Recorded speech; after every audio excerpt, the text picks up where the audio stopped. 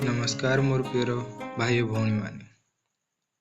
स्वागत करुछि आपण मानक आपण मानकर यूट्यूब चैनल एजुकेशनल हब को कथार अछि जे ओडिया भारी ओडिया हाँ सतरे मो ओडिया भाषा ना भारी बढ़िया जने से ओडिया मानकर प्राण प्रिय जगन्नाथଙ୍କ ठाରୁ आरंभ करुछि आज हमर प्रथम क्लास ओडिया ओडिया ग्रामर तार प्रथम चैप्टर होची ध्वनि वर्ण एवं वर्णमाला ए ध्वनि वर्ण वर्णमाला देखि हमर ओडिया सारस्वत व्याकरण बहिर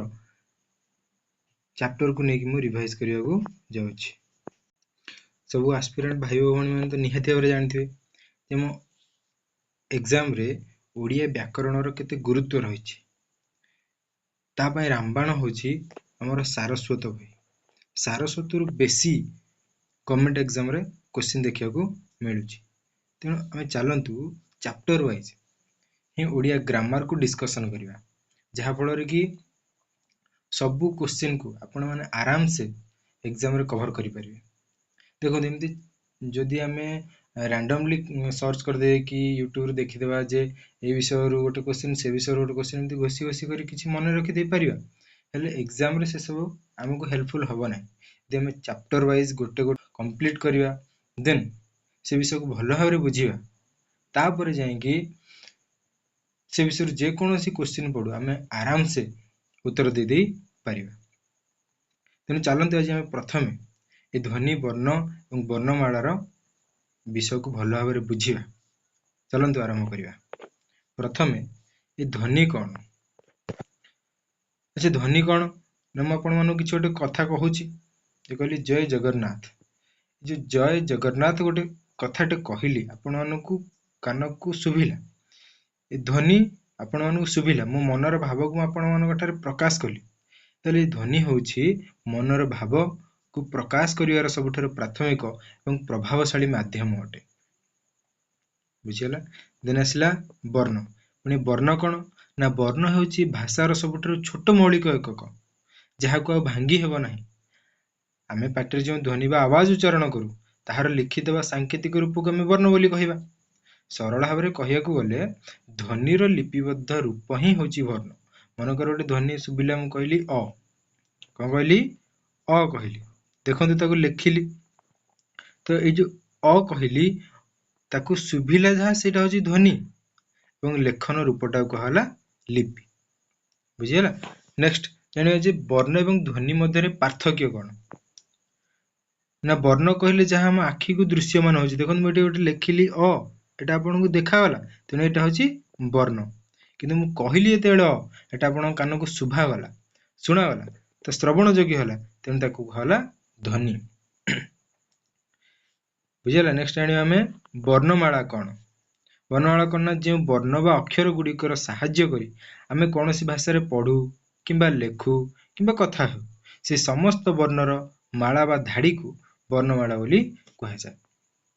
हिंदी कोनोसी गोटे वर्ण से जे कोनोसी भाषा रे हो ओडिया हो इंग्रजी हो हिंदी हो प्रत्येक भाषार किछि स्वतंत्र वर्ण रहिछि ता भितर हमर ए जो ओडिया भाषार वर्ण गुडी को विषय रे आज हमें भलो से आलोचना करिबा पढिबा बुझिबा एवं जे कोनोसी एग्जाम रे क्वेश्चन आसु ताको कंप्लीटली हमें आंसर देकी से एग्जाम को क्रैक करके हमें हम बापा मां को भविष्य को सुनेरा करिबा चलंती जणे जे तापरे वर्ण केते भाग रे विभक्त हम ओडिया व्याकरण रे वर्ण को मुख्यतः दुई भाग रे विभक्त कराइछि गोटे ला स्वर वर्ण एवं द्वितीय ला व्यंजन वर्ण अच्छा स्वर वर्ण कोन जे वर्ण गुडी को अन्य कोनोसी वर्णर सहाय्य बिना निजे निजे उच्चारित होई परंती अन्य कोनोसी वर्णर सहाय्य नेबेनी से माने निजे निजे उच्चारित हेबे तो ताहाकु स्वर वर्ण कहा जाय जथा कि ए स्वर वर्णर संख्या होची 11 गोटी ता मध्ये अंतर्भुक्त थिया वर्ण होची अ आ रसोई दीर्घई रसौ दीर्घौ रु एवं आमे माने किछि किछि स्थान रे दीर्घ रु भी पढुथिबा किंतु से दीर्घ रु अंतर्भुक्त नुहे तापर आसला ए ओई एठी सॉरी टाइपिंग मिस्टेक हे जायछि ओडिया रे जेतु लिखुछि तापर आसला ओई ओ एवं औ एभली 11 गोटी स्वर वर्ण हम ओडिया व्याकरण रे वर्णित अटे तापर आसला व्यंजन वर्ण व्यंजन वर्ण कौन ना जो वर्ण गुड़िक स्वर वर्णर साहाय्य बिना स्वाधीन भाव में उच्चारित हो पारती नहीं और उच्चारण समय से स्वर वर्णर साहाय्य ही नेबे से मानक व्यंजन वर्ण बोली कह जाए जमीती गोटे व्यंजन वर्ण कहली क कौन कहली क से कटा खाली क है उच्चारित हो नहीं से ता सहित मिसाई कौन ना क सहित अ मिसाई करी से क है क सहित अ मिसाई करी क है लाइक दैट से भली ख सेमती ख मध्य ता सहित अ मिसाई करी ख है तो प्रत्येक अ बना वर्ण गुड़िक भी से व्यंजन वर्ण अटंती जहाँकि स्वर वर्णर साहाय्य नहीं से उच्चारित होती ये आम जानले जे वर्ण हूँ दुई प्रकार गोटे स्वर वर्ण व्यंजन वर्ण तापर जानिया जे स्वर वर्ण को मध्य विभागीकरण कराई स्वर वर्ण को दुई भाग व्यक्त कराई गोटे ह्रस्व स्वर और अन्यटी दीर्घ स्वर ह्रस्व स्वर कौन ना ह्रस्व स्वर हूँ अ ह्रस्वई ह्रस्व रु ए चारि गोटी वर्ण हूँ ह्रस्व स्वर अंतर्भुक्त अटे देन आसला दीर्घ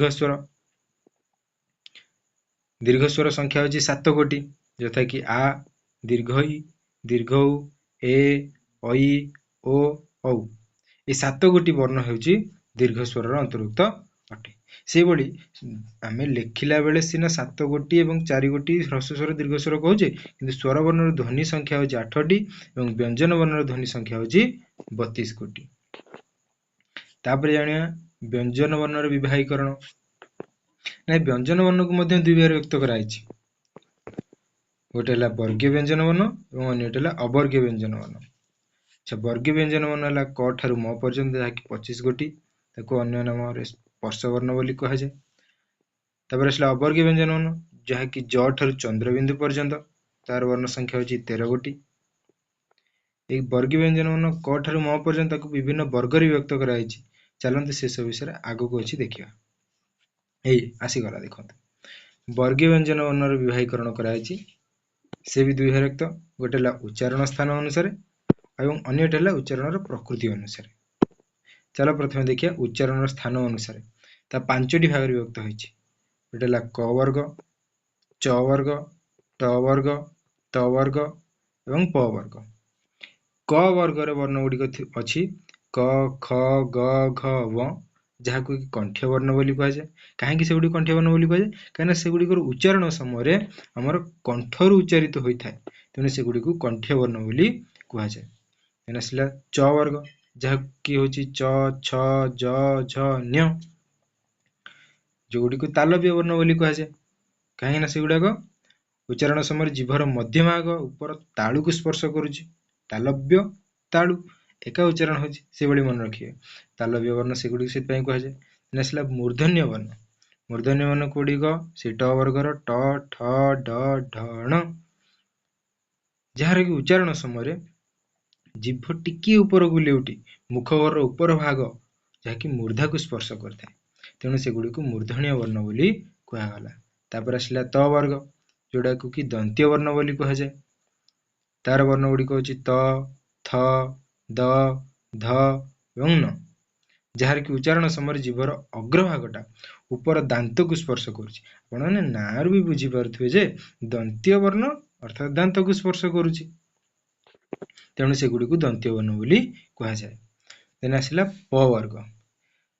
अच्छा से प वर्गर वर्ण गुड़िक प्रत्येक वर्ग 5-5टी वर्ण रही जहाँकि टोटाल मिसेकिना हूँ 25टी वर्ण से गुड़ी गला प फ ब भ म तार नाम ओष्ठ्य वर्ण अटे नाम सेमती जना पड़ जाऊँ जे जार उच्चारण समय उभय ओठर मिलन स्पर्श होता है जोड़ा कि से ओष्ठ्य वर्ण बोली कह जाए तापर जानी तार उच्चारण प्रकृति अनुसार कौन कौन रहा ना गोटे अल्प प्राण महाप्राण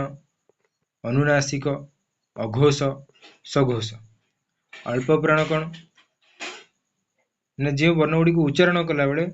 कम वायु निर्गत होता है पार्टी कम वायु निर्गत होता है से गुड़ी को आम अल्प प्राण वर्ण बोली कह यार उच्चारण बेले कम वायु निर्गत होता है तेणु एगुड़ी को अल्प प्राण वर्ण बोली कह जाए उदाहरण स्वरूप प्रत्येक वर्गर प्रथम एवं तृतीय वर्ण हूँ अल्प प्राण वर्ण यथा कि क ग च ज इत्यादि एसबू गुड़िक हूँ अल्प प्राण। तापर आसला महाप्राण। महाप्राण अर्थात अधिक श्वास वायु निर्गत हे। तेणु तार उदाहरण अच्छी प्रत्येक वर्ग द्वितीय और चतुर्थ वर्ण। उदाहरण स्वरूप क ख ख घ छ झ इत्यादि हूँ महाप्राण व्यंजन वर्णर अंतर्भुक्त। तापर आसला अनुनासिक वर्ण। अनुनासिक नासिक माने नासा नाक, तो जहाँकि नाकर उच्चारण हम कथा कहला बेले आम जोटा कि शुभुची नाकर उच्चारण जमीक कि उदाहरण है म न न न म ये सब गुड़िक नाकर जेहेतु उच्चारण होती तेणु एगुड़ी अनुनासिक वर्ण बोली कहुए, जोटा कि प्रत्येक वर्गर पंचम वर्ण से गुड़िक जाऊँगी। तापर आसला अघोष वर्ण। अघोष वर्ण कौन ना से वर्ण गुड़िक उच्चारण बेले तार स्वरतंत्री कंपन आदौ हम ना, से गुड़िक हूँ अघोष वर्ण।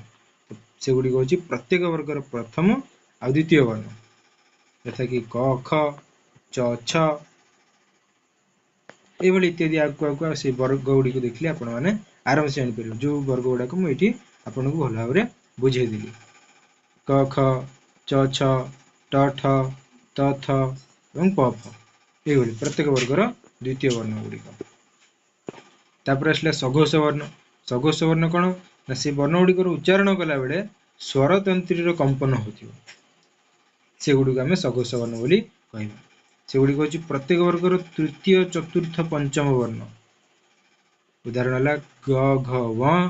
ज झ न्य ये आगु सब रही। तापर आसला ये तो गला वर्गीय व्यंजन विवाहीकरण। तापर आसला अवर्गीय व्यंजन वर्णर विवाहीकरण विषय। से उच्चारण प्रकृति और ध्वनि अनुसार एगुड़ी तीन भाग विभक्त कराई। गोटे अंतस्थ वर्ण, उष्म वर्ण और अजोगवाह वर्ण। अंतस्थ वर्ण संख्या हूँ 5 गोटी, जहाँकि ज र ल ळ एवं व। अंतस्थ वर्ण में कहवा क्या ना स्वर वर्ण को बुझुतो ना व्यंजन वर्ण को बुझुतो, से गुड़िक हूँ अंतस्थ वर्ण। ता संख्या केते कहली 5। मन रखी था मुझे परवर्ती आउ गोटे वीडियो नहीं आसवि ए विषय क्वेश्चन आंसर डिस्कसन करने केते क्वेश्चन आपण मैंने उत्तर दे पारछन मुझे देखिए। तापर आसला उष्म वर्ण। उष्म वर्ण केतोटी 4टी। जो वर्ण गुड़िकर उच्चारण समय हम पार्टी उष्म बा गरम वायु बाहरी थाए ताकू उष्म वर्ण कहुए। से गुड़िक हूँ तालव्य स, मूर्धन्य स, दंत्य स एवं ह ये 4 गोटी है उष्म वर्ण। उष्म स उच्चारण होमती मन रखिए। तापर आसला अजोगवाह वर्ण। अजोगवाह तार वर्ण संख्या हूँ 3 गोटी।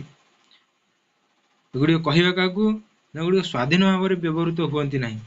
सर्वदा अन्य उपर निर्भरशील अटंती। अजोगवाह निजे क्या योगदान करेंगे ना, सब अन्य उपर से निर्भरशील हे, जोड़ी हूँ अनुस्वार, विसर्ग और चंद्रबिंदु। ये कभी देखी कौन से शब्दर आरंभ में बसला बेले ना ना से सबू वर्णर पर लगे कहीं से वर्ण उपर निर्भर हटंती, तेणु एगुड़ी अजोगवाह वर्ण बोली कहुए। तो आउ किसी अतिरिक्त समूह ध्वनि विषय जाना, जोटा कि ये क्वेश्चन मुझे बहुत एग्जाम देखी ये क्वेश्चन किसी पड़ी थाए, तो आपने प्राक्ट कर देखिए निहाती कौन ना कौन एग्जाम देखा तो मिले। आई दिन मन पड़ो एजुकेशनल हब कथा जे सार कही क्वेश्चन गोटे देखा मिलला। देखो जाना संघर्षी ध्वनि। संघर्षी ध्वनि कौन कौन है दंत्य स और ह, पार्श्विक ध्वनि ल और ळ, समृद्ध ध्वनि ह्रस्वई ह्रस्व, अर्ध समृद्ध ध्वनि ए एवं ओ, से भली लोड़ित ध्वनि र, विवृत ध्वनि आ, अर्ध विवृत ध्वनि अ। बुझीगला ना? एतिक आमर से सारस्वत व्याकरण बही देथिबा ध्वनि वर्ण और वर्णमाला को मुझे कभर करदेली। आपण मैंने यदि भलरे बुझीपारे तो बहुत बढ़िया कथा, यदि बुझी न पारे कौन भी स्थान आपण मानकर समस्या रहिला डाउट रहिला तो वीडियो कमेंट सेक्शन आपण मैंने यदि कमेंट कर जनईदेवे तो मुझे विषयटी को आउ थे भल भाव से कथाटी को आउ थे भल भाव आपण मानक बुझे दे पारि। Thanks for watching. Please like share and subscribe. भाई मैंने सपोर्ट करंतु टिके निहाती मैं आगु ये भाव में विभिन्न नुआ नुआ विषय को चैप्टर वाइज कवर करेबी। आपण मानकर कौन भी असुविधा हो ना प्लेलिस्ट करदेवी जेकोसी विषय ଯେକୌଣସି ସବଜେକ୍ଟ ଦରକାର ସେସବୁକୁ ଆପଣମାନେ ଆରାମସେ ଦେଖିକି କଭର୍ କରିପାରିବେ ଆଉ ନିଜର ସ୍ୱପ୍ନକୁ ସାକାର କରିପାରିବେ। ଏତିକିରେ ରହୁଛି। ଧନ୍ୟବାଦ। ନମସ୍କାର।